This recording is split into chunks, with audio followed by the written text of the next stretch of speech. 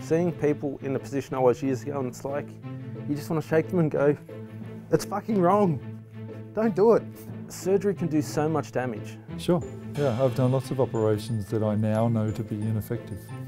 Do you continue to do any of them? No, I don't continue to do any of them. Having said that, many of the operations that I'm doing now may later be shown to be ineffective. At 18 I had a lateral release. A month later I had it cleaned out. About 18 months further on I had my first arthroscopy. About 18 months later again, another arthroscopy. Another 18 months later, another arthroscopy. I had a patellofemoral replacement. By the time I was at 31 I'd had 11 knee surgeries.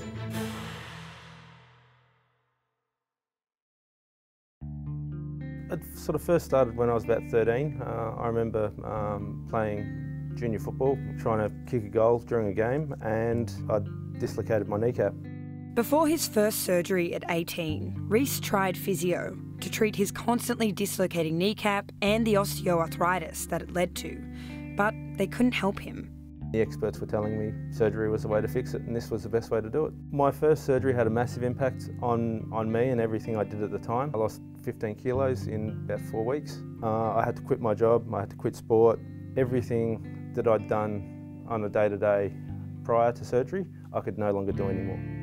But that was just the beginning of a long ordeal. 13 years on and another 10 surgeries later, his quality of life had deteriorated. The pain I was in was unbearable. Not being able to sit in a comfortable position, not being able to stand in a comfortable position, being in that pain just is incredibly draining. The constant haze of being on pain relief just sucked the life out of you. At 31, unable to even make it to work without excruciating pain, Reece was ready to give up.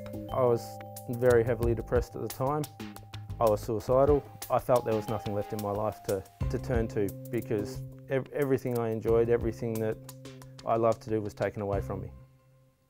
If a surgery has been shown to be ineffective or no better than placebo, it should not be offered to the patient. Professor Ian Harris is an orthopaedic surgeon at the forefront of a new push in medicine to find out whether the operations he and his colleagues do every day actually work. There's better levels of evidence than our own eyes, and that's properly blinded, controlled studies where one patient will have the real surgery, another patient will have a placebo, and nobody knows who had what.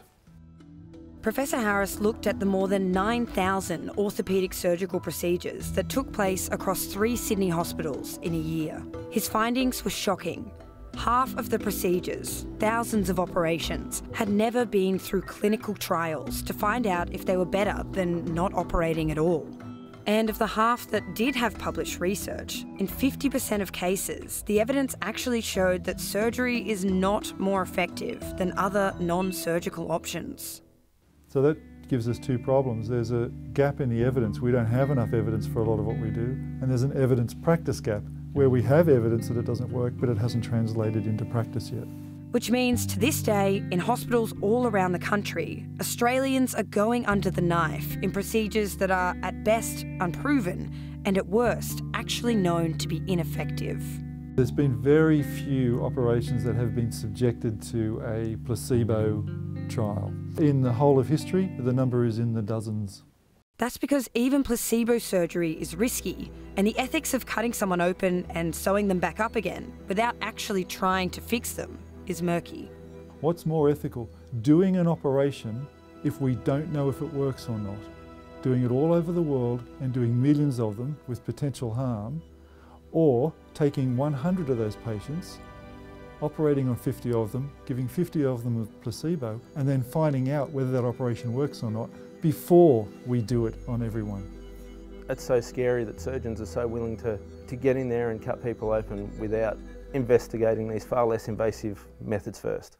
It was a phone call to my brother that helped me turn the corner. My brother works in the sports science field. I said, was there anywhere to turn from here? I don't know where to go and I don't know what's left I can do. I hear a couple of breaths and then, fuck, oh fuck, how come I fucking haven't thought of this, fuck. I think I know someone who can help you. That someone was Christian Barton, a young game changer in physiotherapy based in Melbourne. He said I wasn't the worst patient he'd ever seen, but I was very close too. He explained that it wasn't going to be a short process and it would take a few years. The two things that Christian sent me away after the first consult with was a basic taping method, and he also gave me a list of basic exercises.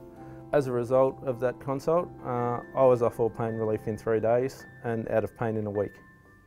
After $60,000 and 11 surgeries, at least 4 of which have since been proven ineffective for someone with his condition, what saved Rhys from taking his own life was a bit of strapping tape and Pilates. Going from constantly being in pain, constantly being unable to move, to being given a new lease on life, it was a huge weight lifted off my shoulders. Even in a week, I was doing things that I hadn't done in years. While going pain-free was almost a miracle for Rhys, his proudest moment came 2 years later. 2 years and 22 days actually. I went over to Peru and hiked the Inca Trail.